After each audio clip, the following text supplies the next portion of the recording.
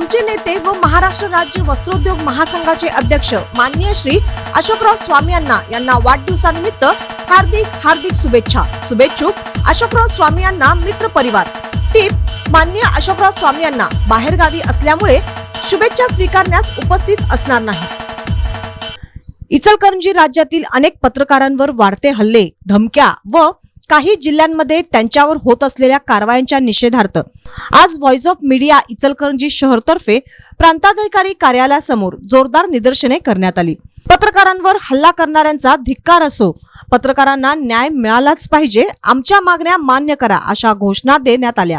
यानंतर प्रांताधिकारी कार्यालयातील नायब तहसीलदार संजय काटकर यांना निवेदन देण्यात आले। यावेळी जिल्हाध्यक्ष साईनाथ जाधव यांनी पत्रकारांवर हल्ले वाढले आहेत, यावर शासनाने कठोर भूमिका घ्यावी, अन्यथा आम्हाला इचलकरंजीत प्रांत कार्यालयासमोर धरणे आंदोलन करावे लागेल असा इशारा या निवेदनातून दिला। पत्रकारांचे स्वातंत्र्य धोक्यात आले असून याबाबत voice of media VOM international forum या संघटनेने आक्रमक पवित्रा घेतला आहे। याचाच एक भाग म्हणून आज इचलकरंजीत व्हॉइस ऑफ मीडिया तर्फे निदर्शने करण्यात आली।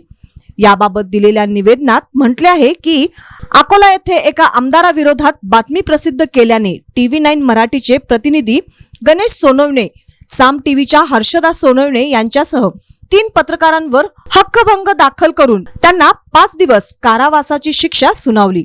तसेच नांदेडमध्ये पत्रकार मुक्ता कदम यांनी नागरी सुविधांबाबत बातमी दिल्यानंतर निवडणूक आचारसंहितेचा भंग केला म्हणून त्यांच्यावर गुन्हा दाखल करण्यात आला। श्रीरामपूर येथे पत्रकार दत्तात्रय खेमनर यांना जीवे मारण्याच्या धमक्या देण्यात आल्या।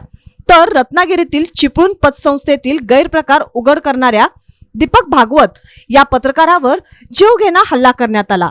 पनवेलमध्येही एका पत्रकाराला जीवमान्य धमकी देण्यात आल्या। नांदेड जिल्ह्यातील अर्धापूर येथे पत्रकारितेचा गळा घोटण्याचा प्रयत्न झाला।